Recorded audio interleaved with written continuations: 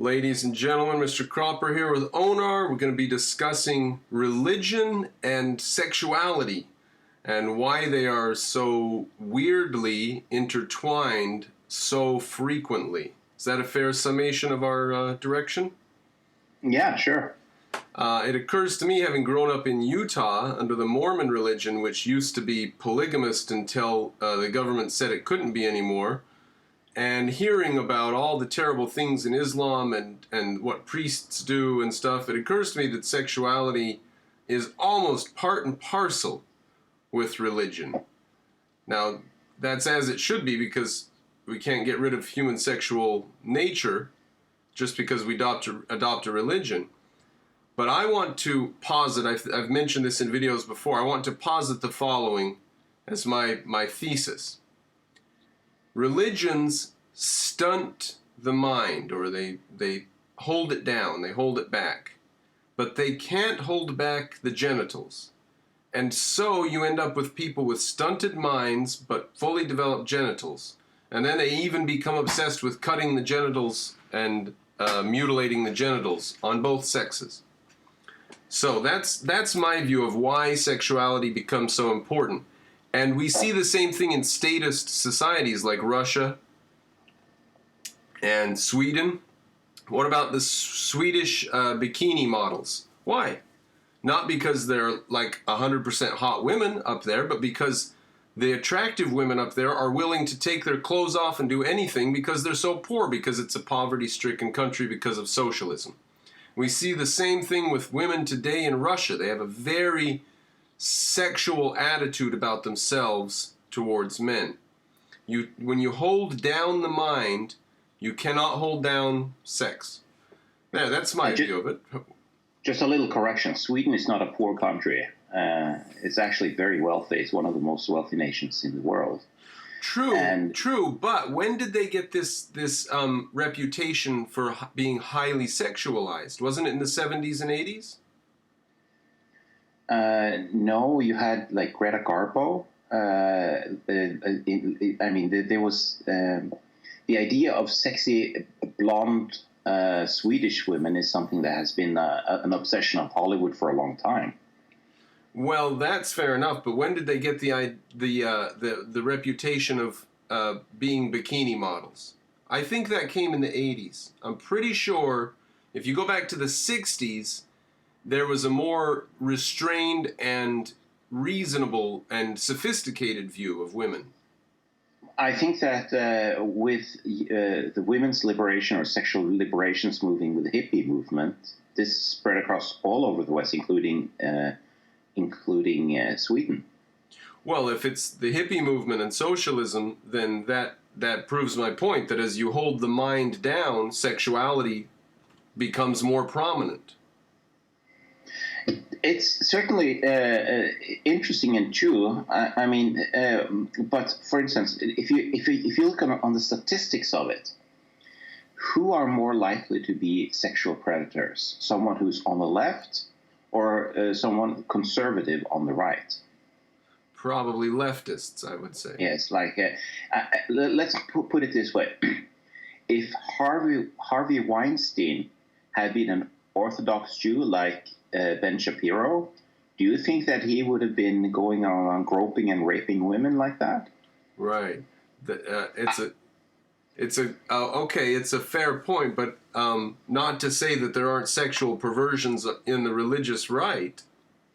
Oh, no, of course not. But I remember this discussion from way back when in Norway there were a lot of people who were saying, the John Lennon thing, imagine no religion. Like, if we just had no religion in the world, then everything would be just so wonderful. Everyone would be holding hands. There would be no war. Everyone would be just nice to each other. Yeah, the sour point there is they're not actually against religion. They just want to change the religion to their religion. They're not against religion. But I say that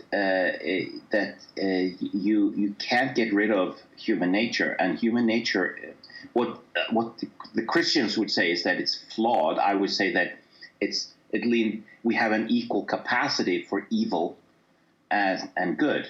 And of course, that capacity is much greater than any in an animal, both on the good and on the evil part.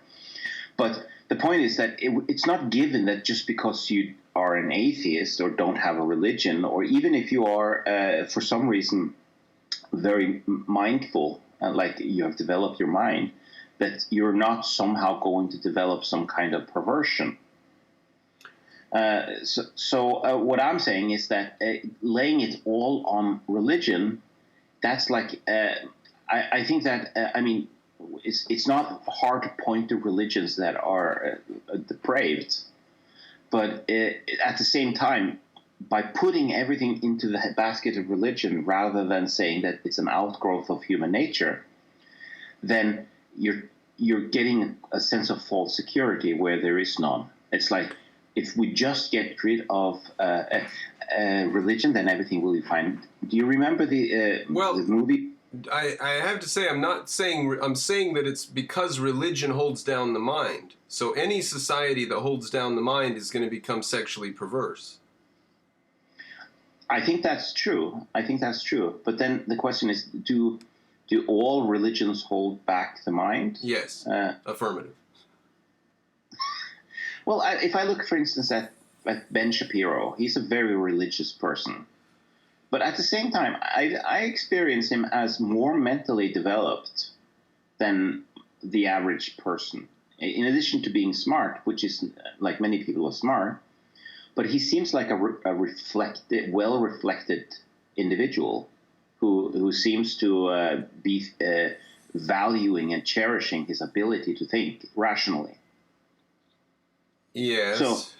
So, and he will credit that path that he has chosen in part to his religion. In other words, that he's dedicating so much time to thinking rationally to his religious practices.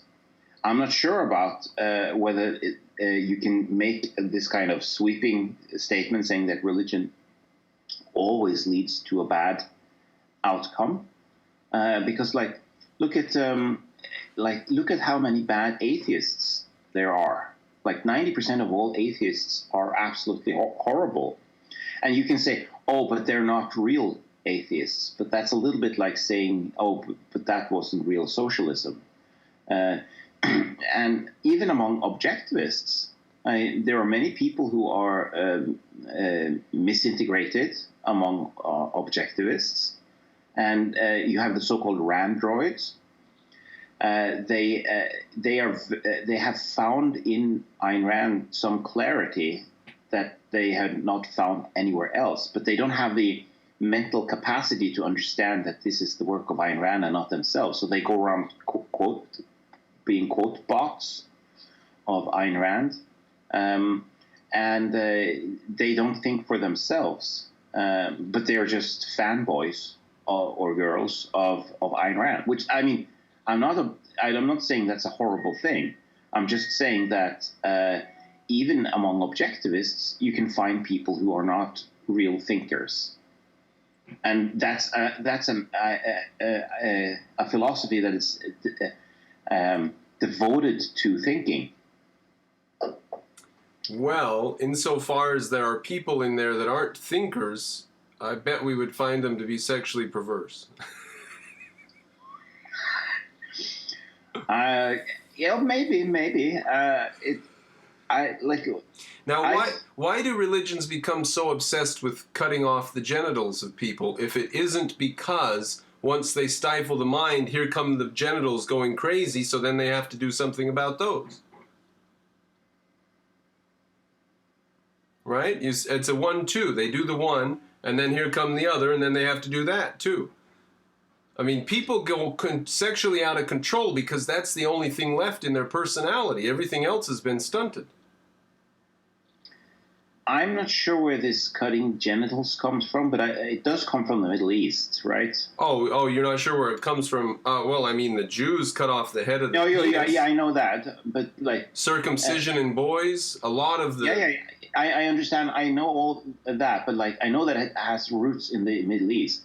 But that's pretty much the only place where they cut genitals. It's in the Middle East, and that's where it's spread from. So they didn't do it in China?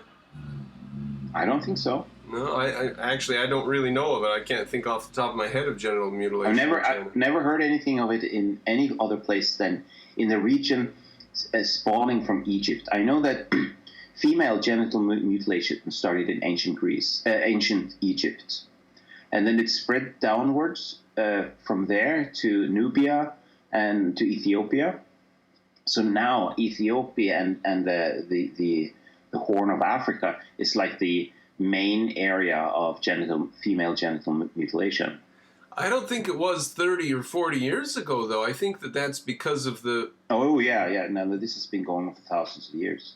Oh, really? I thought the Muslims had taken over that area in the last 30 or 40 years. Oh, no, they've been there for a long time, and this came long before for the Muslims. That was all Christian. Ethiopia was all full of Christian churches back in the 70s. And now they're all wearing burqas. I'm not sure. You're talking about Ethiopia. I'm talking about Somalia. I'm talking about Eritrea. Somalia. Is that not in the same neighborhood? Maybe my...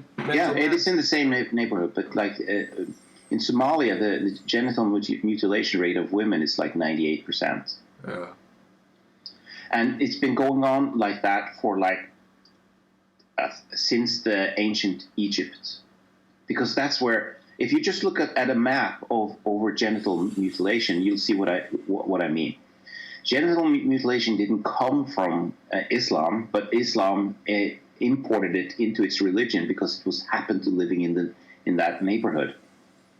And I think that genital mutilation made its way into Judaism for the same reason.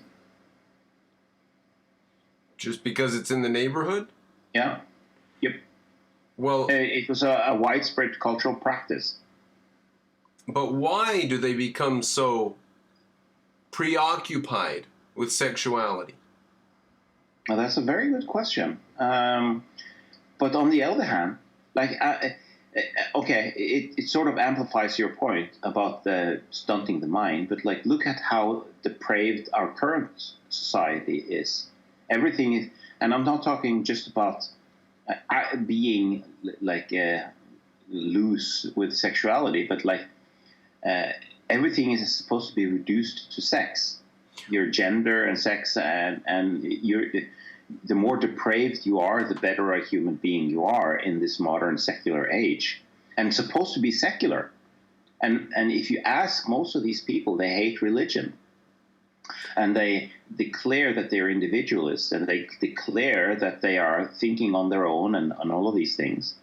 But in fact, they turn out to be just depraved. So here's my sort of counter-analysis of this thing. I think that when a new philosophy, it doesn't have to be a religion, it just has to be a philosophy of some kind, emerges, when a new philosophy emerges, it's almost always guaranteed to either be bad, because almost new mutations are bad in nature, or it's going to have some kind of new, untested, and therefore bad side effect. So, for instance, I think that the current progressive era that we're now experiencing is rightfully seen as a form of cancer that has evolved from the Enlightenment. It's a combination of Christianity and the Enlightenment individualism. Marxism being applied is not an example of Renaissance values. Yeah, I agree with that, but it grew out of them. How? How could that be? It's a negation of them. Yeah, but that's what I'm saying, that if you have a new philosophy, the new philosophy doesn't have the right guards in place to keep good behavior in place, and so then something bad evolves out of it. One example from objectivism is that we've talked repeatedly about, that Ayn Rand happened to put good borders in place against both statism and anarchism, so there are no anarchist objectivists, or very few. But she didn't do the same kind of protection when it came to immigration and in other areas. So, and we've talked about atomism versus individualism and collectivism.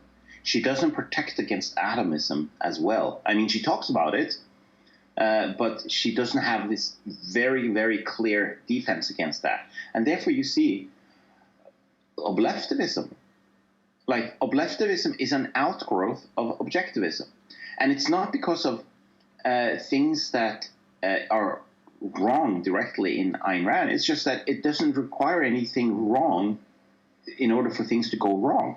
All you need to do is a lack of protection put in place, and it will spiral out of control. I will take an example from the Catholic Church. They, in their enormous wisdom, thought that sex needed to get under control. So they say, our priests, they need to live in celibacy. And so our very, very smartest intellectuals, they need to stay away from sex. Because, of course, they've seen a lot of depravity surrounding sex. And in fact, one of the early church fathers, St. Augustine, he was a depraved sex maniac in his first half of his life. And then he came to the conclusion that his hedonism and depravity didn't give him life satisfaction. I mean, he was unhappy, and therefore he created this Platonic version of Christianity, which became the first leg of Christianity until Aristotle came back. But in any case, the Catholic Church, they said priests can't have sex. What happened?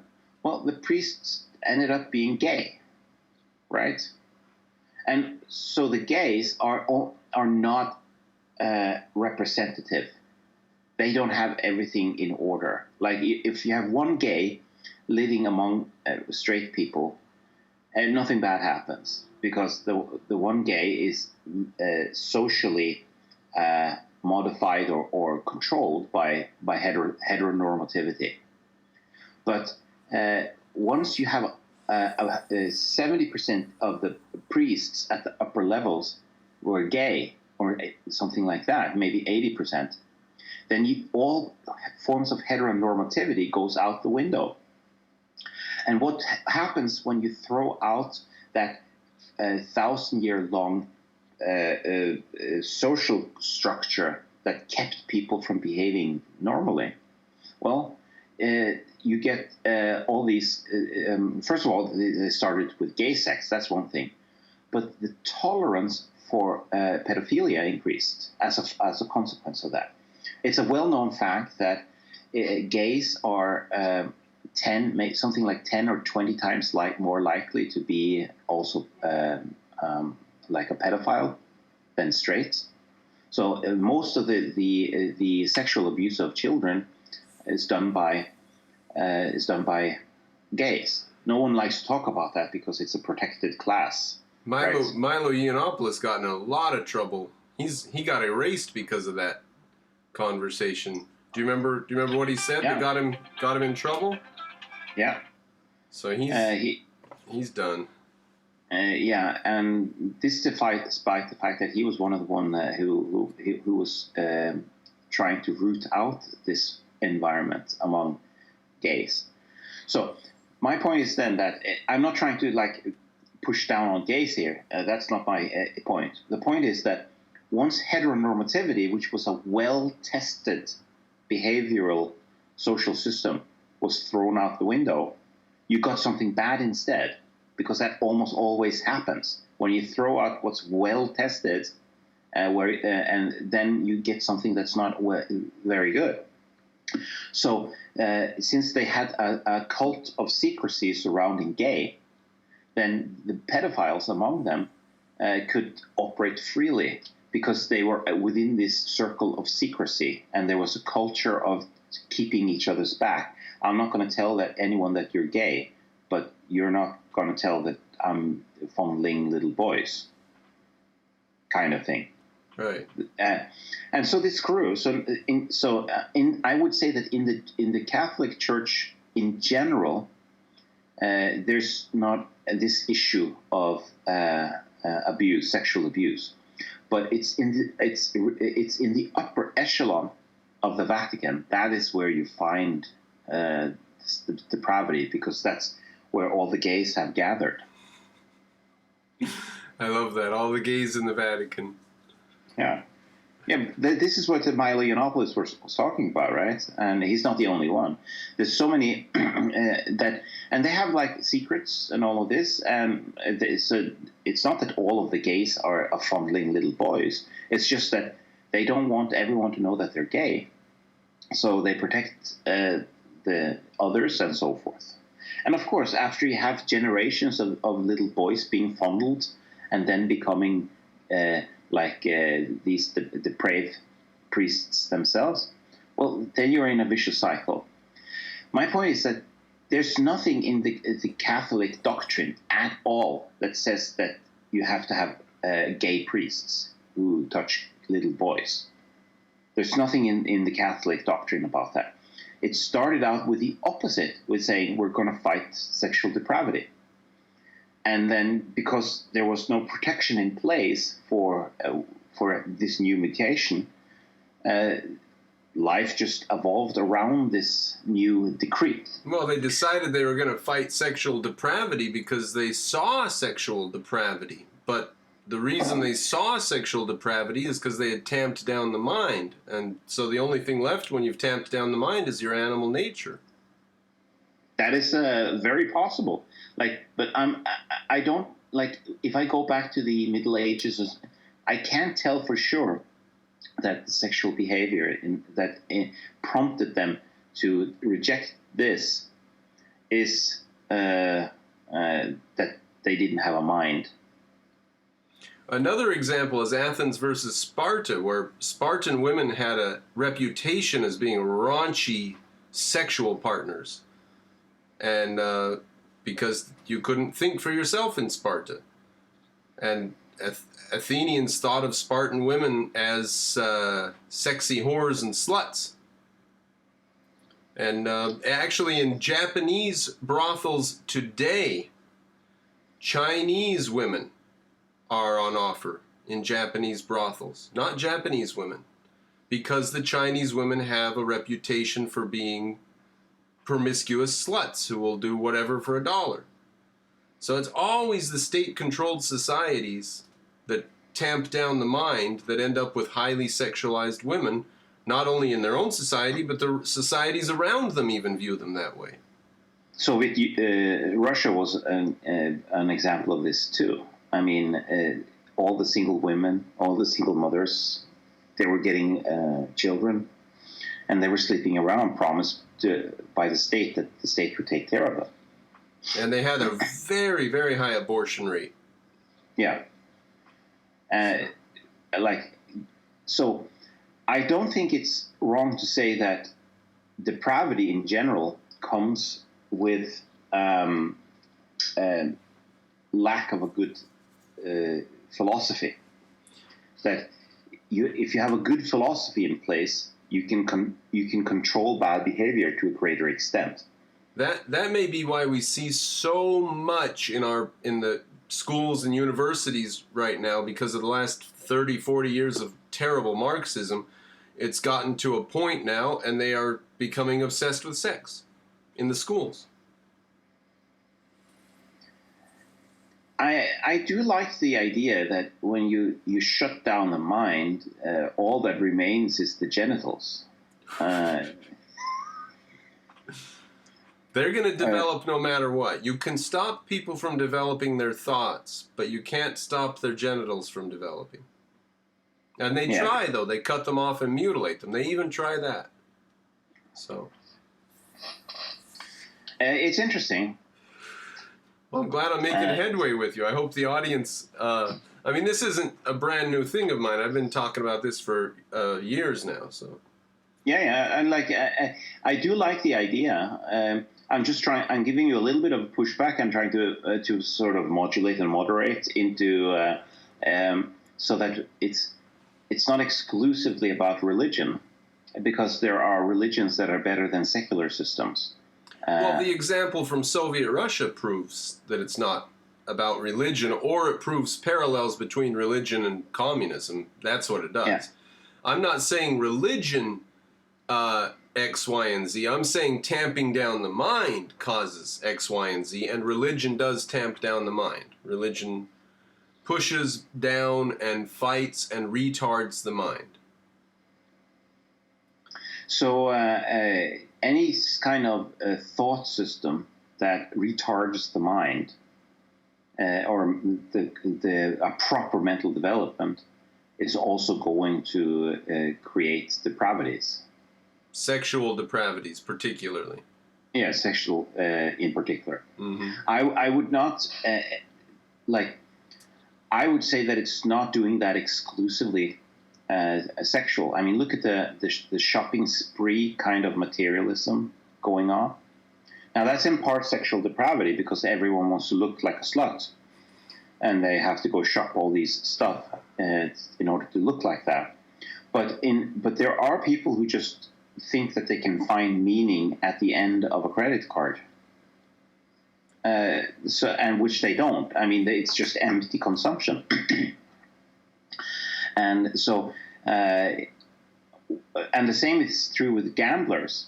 Like, a gambling addiction is that is a form of depravity that doesn't have to be sexual in its nature, but it's still a form of depravity, and it comes from it does have certain physiological basis, but it does come from you don't have control over your mind, over your mental processes. Do you know gambling is huge in China?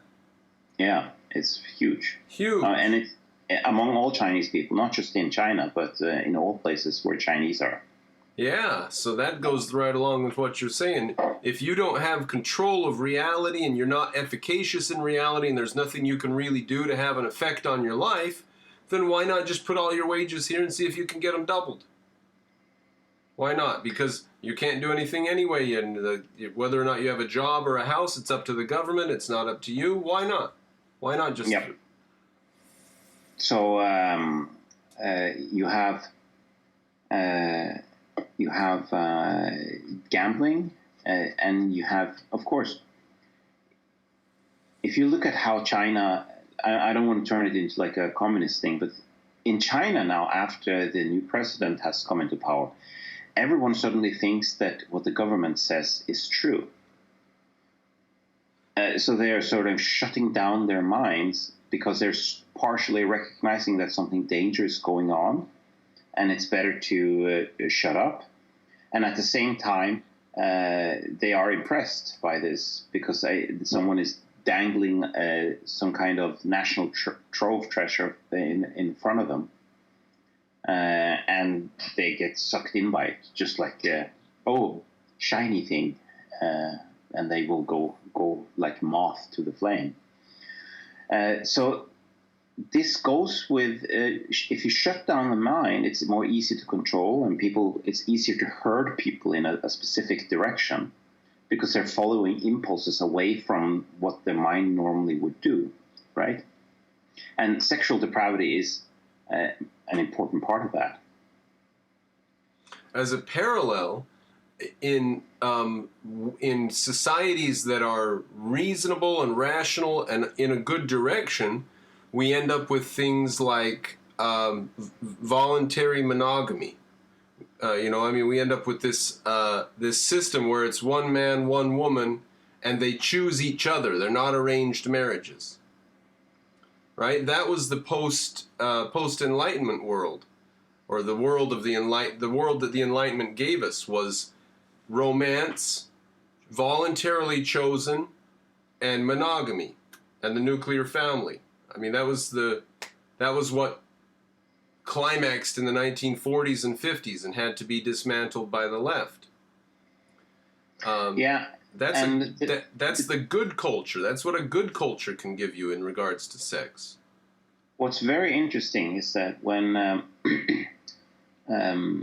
anthropologists go into old ancient tribal people, like the San people, the Bushmen in South Africa, or the Andaman people outside of India, or the Aboriginals in Australia, they found that you would describe them as primitive, but they live in monogamous relationships. It's based on monogamy and self-chosen, I think. Self-chosen would be interesting. I mean, I don't know where arranged marriages come in, but so what do we think of that? Does that help us prove our point, or is that a counter to our point, to our idea that, I mean, are those sort of quasi-objective societies in the sense that they can't be too nonsensical and too theoretical? They have to get along and live. Yeah, that's the point. If you don't have all these bling bling that disturb you, and that you're just living very close to nature, you're including your own biological nature, then you don't need to have much in place in order to live according to human nature. You get a lot of stuff for free. Like, if you're hungry, your stomach will tell you, and it will not stop telling you until you have undone your hunger. So there's a lot of things in place in a little tribe consisting of 20 to 50 individuals that we humans are made for. That is the kind, like, we humans are made for living in a kind of society where we know the names of everyone.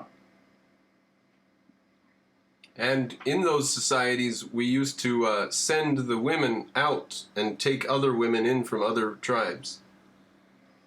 I think that's not uncommon, yeah. But the main thing is that these are monogamous relations, and it's been going on for 2 million years. That's how old monogamy is, 2 million years. So anyone who says that this is a social construct, don't think so. That's wrong. It's in our genes, actually. Now, and, to prevent inbreeding in those small societies, they did have to trade individuals. Yeah, but that's a different mechanism. Well, it gets me a little excited when you say it's been going on for 2 million years. I say to myself, oh, well, that's why women don't really have a tribal mentality like men do. Women can switch. They can go to another tribe. They can take part. They can go to another family. They can join other families and move around much more easily than men can. They're welcome. Women are welcome to move around. Women aren't dangerous. Nobody's afraid some woman from another tribe is going to come and take over your tribe. That is an interesting point, that if you don't actually have to, like, the normal thing I would think was before that a neighbor tribe came and pillaged your tribe, and they killed all the men and they raped all the women. But it doesn't actually have to go down like that, although that's obviously part of what went down. It could happen simply by the through trade and exchange, as you say. Yeah, a lot of it could have been that, yeah. And probably mostly it was buying and selling of young daughters or whatever. There's probably slave or not slave, probably. I haven't seen. I don't want to make too much speculation, because, like, I don't know how the San people do this today. I mean, they do. They live out in the Kalahari Desert today, and they somehow survive. And they have the nuclear family. So the nuclear family started breaking down, or in fact, monogamy started breaking down around 10,000 years ago. And I'm actually sort of writing a book on that, which the title of the book is sort of like the alien or the stranger, because until 10,000 years ago, the CO2 level was too low in order to have agriculture with humans, and so we didn't have agriculture. But when CO2 levels rose after the end of the Ice Age, then plants started growing enormously well. So now all of a sudden plants grew better, so we could have farms. So around 10,000 years ago, farming started. And with farming, you get more food out of the land per area than hunting. This means that you can sustain a greater tribe in a smaller area. So what happens is that society started to grow. You went away from the 50 individual tribe to cities and up to like 1,000 or more individuals. They not only started to grow, they became sedentary before they moved around a lot. Yes, and when that happened is that all of a sudden, now that you have a city, you have a place where everyone doesn't know each other's name. And so you are now living in a sort of multicultural globalist society where you're living with strangers. Like you have your own family, but your little tribe was living together with lots of other tribes. So in one sense, even though it's just 1,000 individuals, that was the first start of globalism in one sense, because you're living together with strangers. And with that system of living together with strangers came also polygamy. It came back. And you got prostitution, you got slaves, because no one enslaves people who they care about and have grown up with as their friends. They only enslave strangers. So you got slavery, you got kings, you got feudalism, hierarchy in society. You got all of the things that the left have been complaining about, plus a lot of the things that the right has been complaining about. And that came with trying to scale up society. So all the problems in society that we now deal with, not just problems, but there came good things also, but all the problems we're discussing in politics comes from the simple fact that we're living with strangers. And that started with agriculture. And of course, prostitution. You don't find prostitution in small tribes where everyone knows everyone, right? And you don't find career thieves. You don't find mafia in a little tribe with 50 individuals. Oh, little John there, he's sitting in his hut and he's going to come over and claim my lunch money. That's not how it works. In a tribe where everyone knows everyone, you don't need the constitution, because you have the constitution of the mind, so to speak, where just simply knowing someone's name tempers your behavior towards them. Growing up with people and being close to them makes it less likely that you're going to enslave them as adults. I'm thinking now of the Amazonian tribe that buries children alive. I mean, you can find the crazy people all over the world. So I'm not going to give excuses for tribal people and say that they're great. But that wasn't my point. My point is that it is very strange that you find the nuclear family as a universal all over the world in tribal societies in before agriculture. So what I'm saying is that agriculture was one of these new impulses of change in society, a mutation, which led to a lot of bad things. Of course, it led to a lot of good things, but like all the things that we think of as bad, sexual depravity, slavery, feudalism, polygamy, all of these things, prostitution, all of those things came with scaling up so that we are living with strangers. Gluten, too, also came from that. Yes. We went through a terrible period of maybe centuries where 70 or 80% of the calories came from wheat. And so if you couldn't live on wheat, you're dead. Same with milk in Germanic areas. Yeah. So And Those who couldn't drink milk, sorry. And horse milk in Mongolia. They live on their horses. Yeah. And where almost everybody in Asia can't digest milk, the Mongolians can. Horse milk. They eat horse meat, too, those bastards. Horse milk and horse meat. Yeah. So that's amazing, actually. Okay, so the point is that monogamy is probably the natural state, and it was disturbed when we are getting the social equivalent of porn, which is lots of strangers. Like you have more choice. Oh, there's booze. Oh, there's women, and they're willing to give up their whatever for a little cash. And you got an unregulated society, and it's not hard to understand why people think that freedom is bad, because freedom with unregulated societies comes a lot of bad behavior until you can manage that unregulated society.